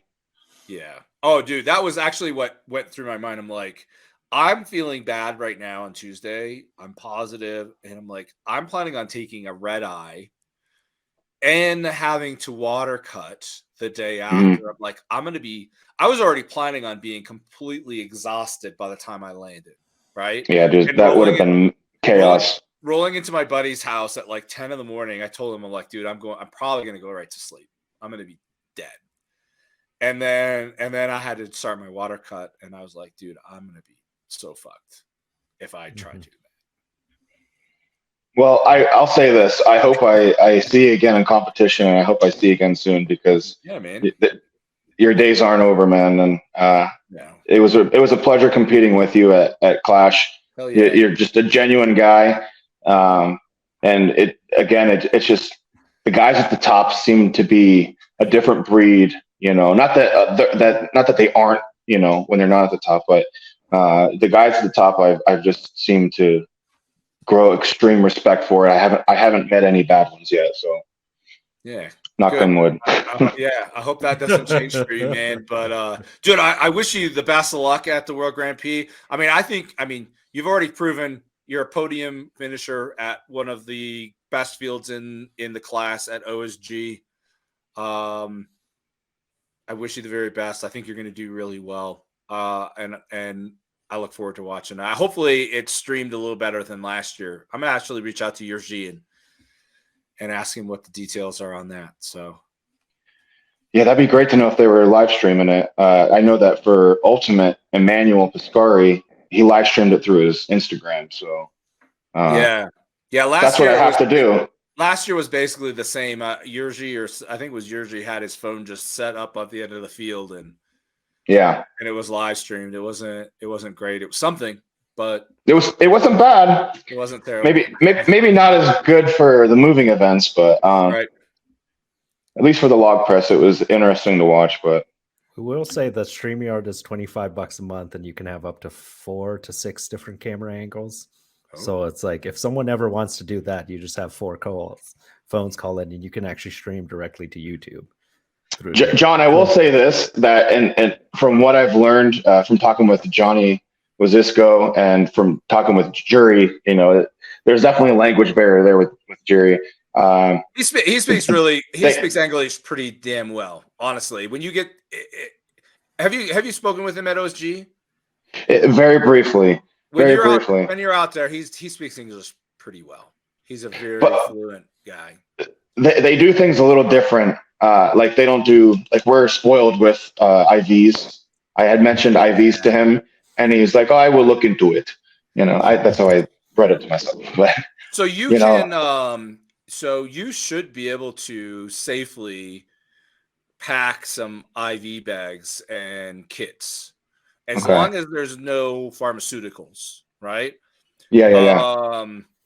Because if you get pulled into like border control or something like that, and they start searching through all your shit, like, you don't want to have any pharmaceuticals. I'll just say, look at my sunken cheeks. Yeah. But I think you can. I think you can bring those safely, because it's not a pharmaceutical, right? So if you wanted to bring just some IV fluid, it may not have the cocktail in it, but just some lactated ringer, maybe. Yeah, some lactated ringers. You should be safe to take that. I don't know why they would have any. Check the local laws, because I guess every country is a little different, but I don't think those are regulated anywhere. Yeah, it's a brand new adventure, just trying to figure out, because like I said, I've always traveled myself, and me and my wife drive to these competitions, and we pack the car up with everything I need, coolers full of food that I cooked, so I don't get food poisoning, or or I'm sorry, that was not okay for me to say, that she cooked. My wife is my nutritionist, and she does a good job. But That's awesome. coolers full of food and IVs. She does my IV for me. Until recently, I might have to talk to you after the podcast to get a new source for that. But it's super convenient being able to bring all this stuff in your own country. Just you go down the road, you pack everything you need and everything you might need. Yeah. And then, but I'm really excited, trying to not, obviously I still have plenty of time, but not to overstress on the what ifs, and make the best out of the situation, because, it's going to be what it is. I'm going to do what I can, and that's the best I can do. But the competition's heavy. It's going to be really, really fun. And the men competing, they run deep. So I am very excited for this next competition. So. Oh yeah, man. Yeah. It was really great having you on. I was like, we've gone for a series of long episodes recently. Yeah, so I was like, you're on the East Coast, so it's pretty late for you right now. Yeah, it is. Yeah, I got to be up at 3:30, but this was a really good. Yeah, we better wrap it up, conversation. Then, dude, thank you so much for coming on, Nick. Man, it's great seeing you again. Absolutely. Hopefully, we get to hang sometime in the future. Absolutely. John, I didn't realize how jacked you were. I'm so sorry. I didn't follow you. I'm terrible with social media. And I'm like, I better check out his Instagram before I go on. And I'm like, holy crap, this dude's jacked. I've only ever seen him from his beautiful beard up. So I'm only strong at base certain specific movements. It's one of those things. I only train things that I really like. So it's like, dude, you are kill some Zercher list. Dude, his mobility, just the fact that he can squat down and get under the bar is like. I'm just watching your videos going, ouch, ouch. Oh no, he's good.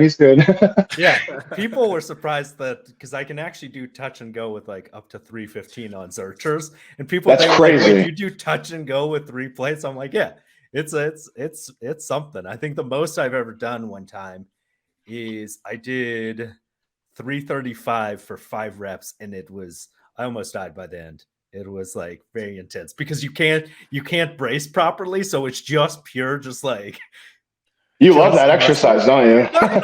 Zerchers are the best, man. Oh yeah, they are, and that's one of the things that we preach on the show. Zerchers, SCL, have better shows. Don't pay promoters who run bad shows. Yeah. Well, I have to talk to McKeegan and get him to throw him in. So. Oh yeah, no, it's like the best thing you can do. Namely, because it helps with like stone extensions too. If you like, absolutely, yeah, big time. And they're just brutal, right? They're just brutal. Strongman is brutal. If you can do Zerchers, don't put sleeves on your elbows or anything. Just do freaking Zerchers. Yeah, like a man. They're just brutal. The sleeves, because for me, I found at least doing anything to protect your elbows makes it so it slips around and like it's a worse movement. So I actually like pure with a barbell.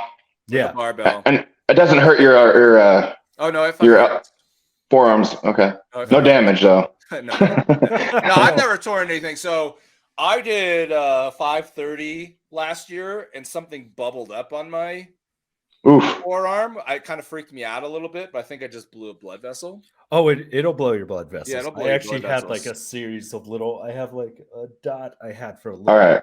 What about an axle? The axle, I don't like how far it pulls me out. It's harder. The axle's in my opinion. Harder. So yeah, okay, it's more stress on your biceps. Yeah, so I actually say barbell is like ideal, and I like the power bar. Or if I'm feeling kind of lazy and my mobility is not great, I'll do a deadlift bar. Interesting. It's weird because I don't have good mobility for anything else. And people are like, your mobility is insane for Zerchers. I'm like, I literally can barely touch my toes. I don't think I can put enough weight on the bar to get myself to the ground, to get the bar to touch. Dude, I think I watched like 40 videos of you doing the. I know when you followed me, I was like, oh my God, he followed me. I was like, it's nice. But yeah, people don't realize, like, they're like, I just like, yeah, because I only compete for fun and I don't train for competitions. I just like do whatever I want and then just like show up and just get destroyed. And that's you could fool me, dude. I figured you'd been around for a while. Don't win novice. Get your ass kicked and open. Yeah. right? Be a man. I never did novice. Me either. I just do it because it's competing against guys who are 220. Also, don't cut down to 220. Like I know all these shows that just have that class, that drives me crazy. The amount of people who cut down from 230 to compete as like novice 220, and I'm like, well, that's a USS class weight, right? Yeah. If you're novice, you shouldn't be cutting weight. Yeah. No, one of the first novice shows I ever did, the podium. The one guy had been Olympic weightlifting for almost 12 years. The other guy had been doing CrossFit. And he did novice? 5 years. Oh, yeah. And they all cut from 230. One guy, he was like, I started the week at 235 and weighed in at 219. And I was like, I literally weighed in with my jacket and clothes on at 185 for this. And I mean, like, we're gonna fall down a rabbit hole. Again, I'm gonna go. I'm triggered now. Yeah, no, nothing's more triggering than that. This guy, the circus dumbbell was 115 pounds or something, and he got 15 reps with it in like 45 seconds or something. Dude, if you've been an Olympic weightlifter for 12 fucking years, you shouldn't do novice. You're not novice. He said he had never done strongman, but his snatch was 345. For the show for more than a week, you're not novice. Yeah, you should have a series for your show of if you do this, you're not novice. Every week. I agree. No, we need to get back into the games. We haven't done any. We're gonna get back into it. But thanks for coming on and everything. We gotta finally end the recording, and then we can get tips about hydration because Darren's great at that. But it's great having you on. And thank you so much. Hein Strong for everything. Yeah, it's just pretty much just Instagram at Hein Strong. If you're looking for strongman coach, strength conditioning coach at Hein Strong, just shoot me a DM. Awesome. Thanks for joining us. Awesome. Absolutely. Thank you so much.